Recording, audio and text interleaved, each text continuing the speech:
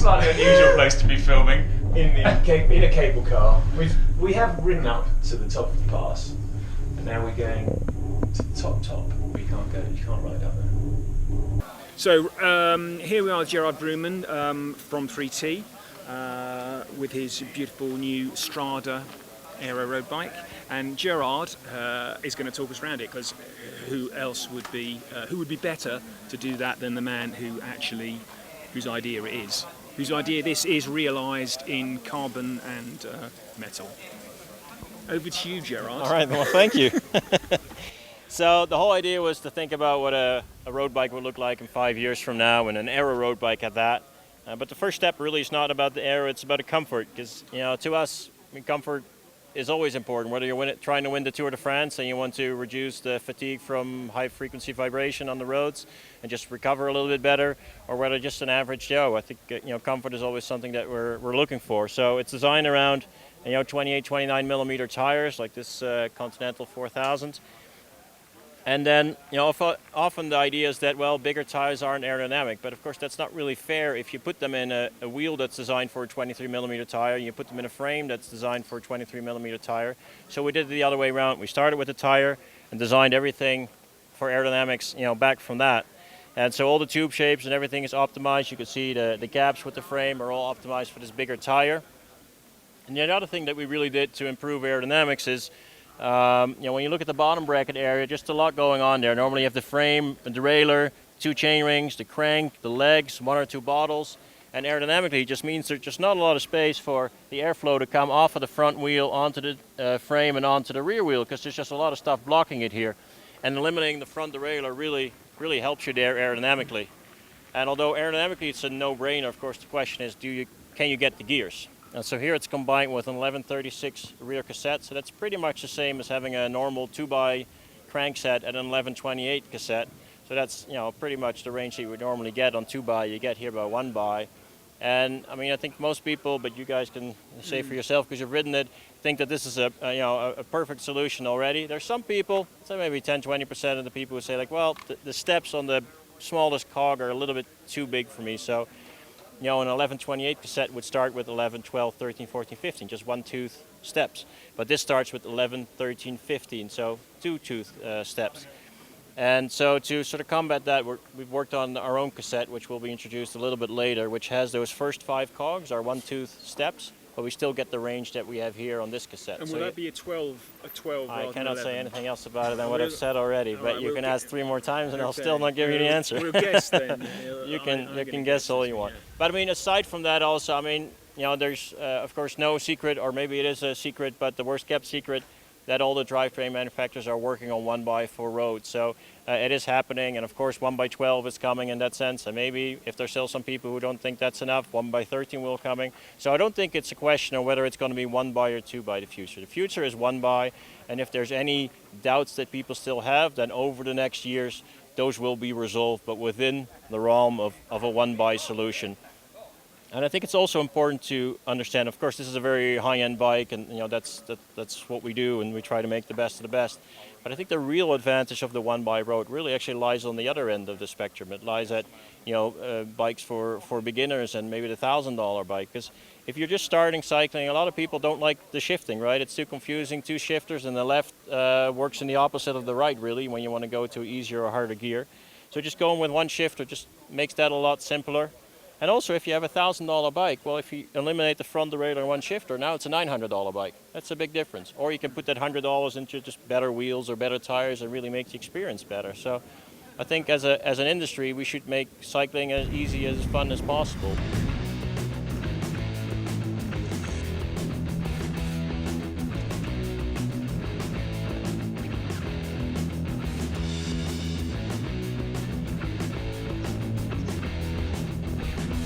So we're here on the side of an Italian mountain on an unmade road, so our insurance is voided, with the new 3T Strada Aero road bike. Now you may ask why we're on a gravel mountain road with an aero road bike. And it's a question we've been asking ourselves for the last half an hour. The answer to that is because It seemed like a good idea at the time, and actually it's highlighted some of the excellent handling characteristics of this machine. It also has good brakes. It has good brakes. And big tyres. And big tyres. They're only 28s. So anyway, this is the new Strada. You may hear at some point in this video us calling it the Aero road bike, but that's just because we were so excited by the bike that's been dubbed the future of road bikes, by some in earnest and by some in jest. We were so excited at seeing it, we didn't actually ask what it was called before we jumped on it and rode off for 50 kilometres. And it's not written on it. So, why... Off me is just there, look. Oh yeah, so it is, sorry. Well, fine eye for detail let us down there. Yeah. I do apologise. So, it's the future of road cycling. Potentially, it's certainly a very interesting take on where the road bike can go next. It's fully aero optimized, it's disc brake only, as you can see, but the fork has been optimized to make the disc caliper in particular more aero. You see it sort of kicks in there, so it sort of sits in nicely behind. It looks very sleek and lovely on that side, which is a very nice touch. So it's very aero, and it's a Gerard Vroomen design. Gerard Vroomen, the man behind, or one of the men behind Cervelo, and it's got a lot of the design sort of cues that you would expect to see that we've seen before on Cervelos.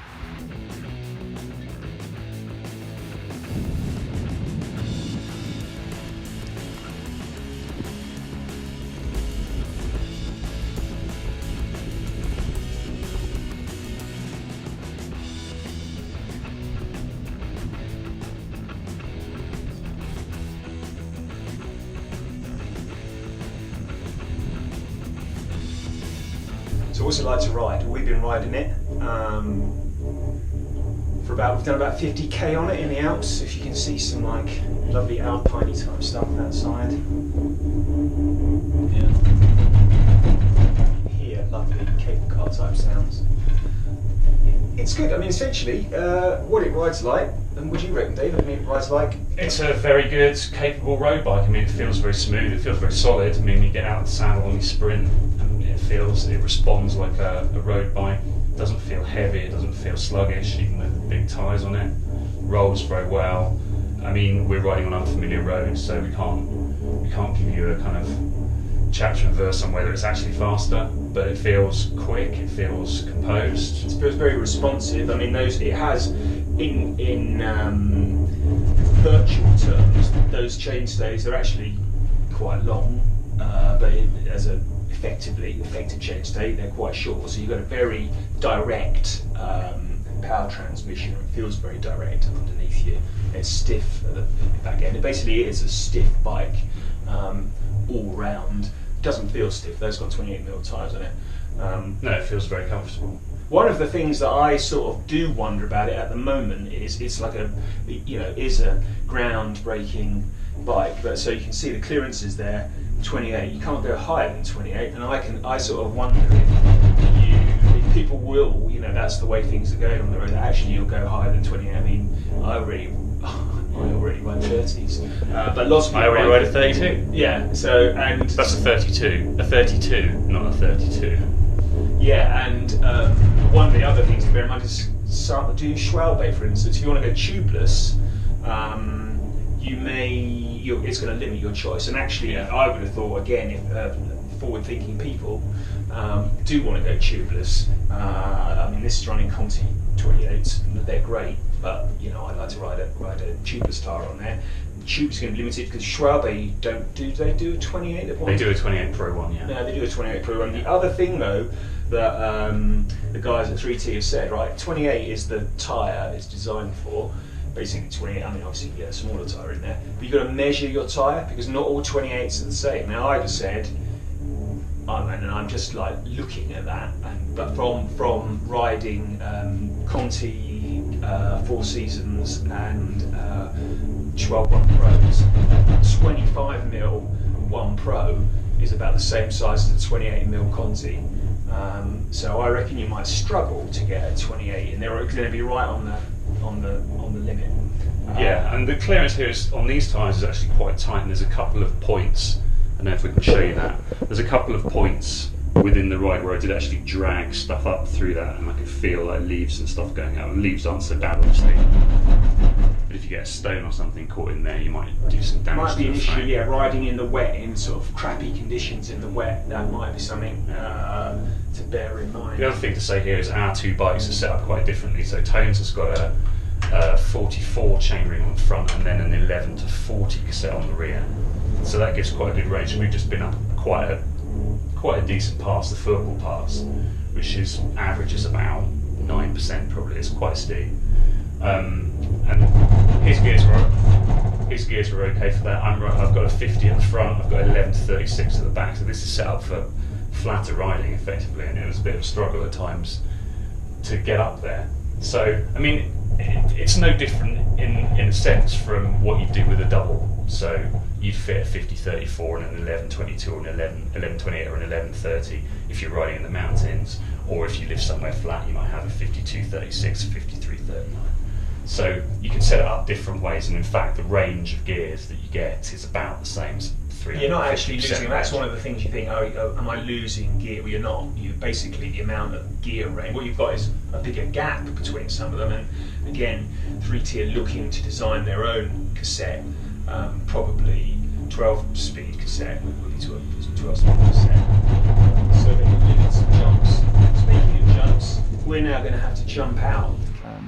It's interesting, as I say, it's an interesting bike. I've really enjoyed riding it. It hasn't presented, I'm not by any means a super strong rider. I'm just your normal mammal, and I've not, we've been up some mountains, down some mountains. It's fine. It's just like riding any other good road bike. And again, as Gerard Vroomen said when we were talking to him earlier, it's about making, even if you're a slow rider like me, it's enabling you to go. The idea with this is to enable you to go as fast as you can, to optimise your performance. As I say, we're not on familiar roads, so it's hard for us to say whether it's optimised it or not. But it certainly feels like a fast bike. Again, one of the other reasons it feels fast is it feels very direct at the back. And it's not beating you up, but those chainstays, though they are actually longer than this is a sort of optical illusion. They're longer than you would think. But in virtual terms or effective terms, they're actually quite short. I know that sounds like gobbledygook, but believe me, it's true. In effective terms, it's about 35, 350 mil chainstay, but actually it's more like 40. I mean, it's short for a disc brake bike, but for a normal road bike, it's not. About 14 is about standard, in fact. So that's what we think. Yeah, we've just got to get back down the rest of this hill now. Yeah, wish us luck. This is Tony and Dave from road.cc. Don't forget to, if you enjoyed this video, please subscribe to our channel, and we'll catch you again soon. Let's go.